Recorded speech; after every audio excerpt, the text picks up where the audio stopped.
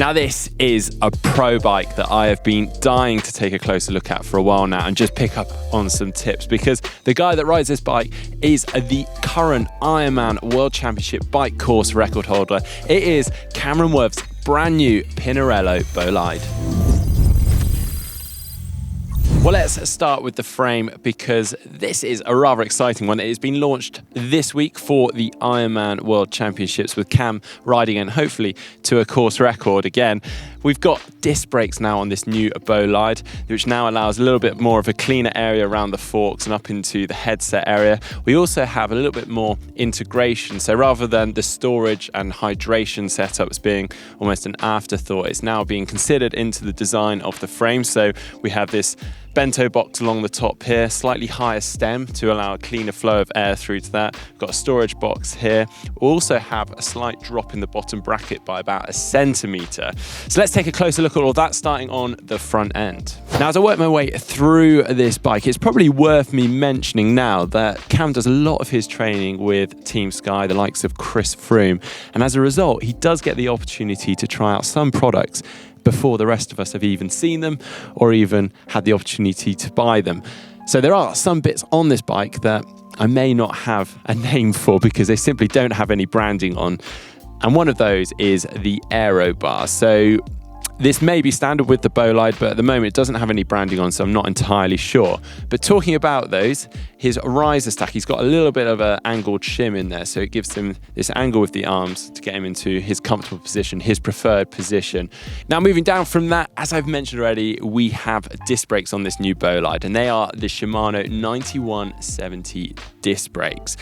But to accommodate those, we've got this slightly wider stance with the forks, both for aerodynamics and to accommodate the disc brake, and that's called the Onda disc design. And in terms of the aerodynamics, we obviously have the wheels spinning around and the airflow coming through the rear, but also the airflow coming from the front as we cycle along. And by having this wider stance, it allows that flow of air past each other. And obviously by having the disc brake, we now have eliminated the rim brake up here, and they found that this is actually more aerodynamic than the rim brake. Now moving on to the wheels, and he is using the Swiss Side Hadron wheels, and given that Hawaii is such a windy course and with those infamous crosswinds, he's using a slightly shallower 625 on the front, and then he's using an 800 on the back. And now they are clincher wheels, so he's using the Continental Grand Prix 4000 tyres, and interestingly he's gone for a 23 on the front for aerodynamics and a 25 on the rear. Now let's talk about the Groupset, and it's fully kitted out with Shimano Dura Ace with the 9170 Di2 electronic Groupset, which is going to be controlling the rear mech from the end of the aero bars and then purely the front mech from the base bar. And talking about those controls, actually, the base bar controls and levers are the newer Shimano hydraulic disc brake levers, which I've not actually seen before. Moving back through the bike and onto some of these other Shimano components, he's actually running a 56 tooth chainring, quite a meaty chainring for this course out in Hawaii, so getting up to some quite high speeds. And interestingly, he's running a 39 tooth smaller inner ring should he get into trouble, need it for any of the climbs up to Harvey perhaps. And those chain rings are on Dura-Ace crankset, which he is using a 170 crank length, and those are paired with the Pioneer Powermeter, which is a dual-sided power meter. And then on the end of those, interestingly, he's got a one-off custom set of pedals. They are speedplay pedals, but someone has specifically made them for him using titanium spindles. And then to finish off the gearing, he is using Shimano Dura-Ace Cassette in an 11/28. And then on to some of the finishing touches. We've got this Physique saddle, which is actually an older Arione saddle, or it used to be an older Arione saddle. It's got a little bit more cushioning towards the front, but he has also got this gripper on the top, which allows him to stay nicely perched in the saddle on the front of it. On the back of that, he's got the X-Lab Delta 105 bottle cage clamp, and then the bottle cage has actually got on there, I don't recognise, but you can tell that it's got quite a tight fit to make sure that he doesn't have any bottle rockets coming off the back.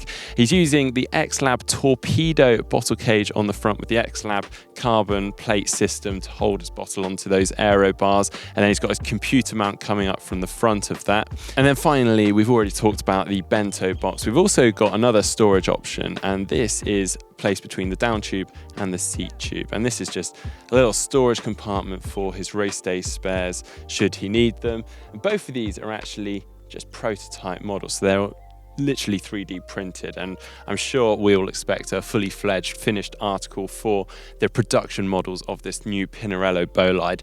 And then finishing touches on this bike, obviously they're leaving no stone unturned for the Ironman World Championship. So the bike is fully kitted out with ceramic bearings, and I can see that certainly on this bottom bracket here.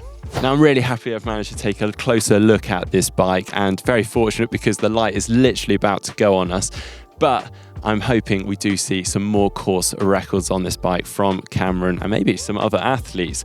Now, if you like this bike, hit that thumbs up button. And if you'd like to see more videos from GTN, just click on the globe. If you'd like to see some asks from the pros themselves, just click up there. And if you'd like to see some more pro bikes, just click down there.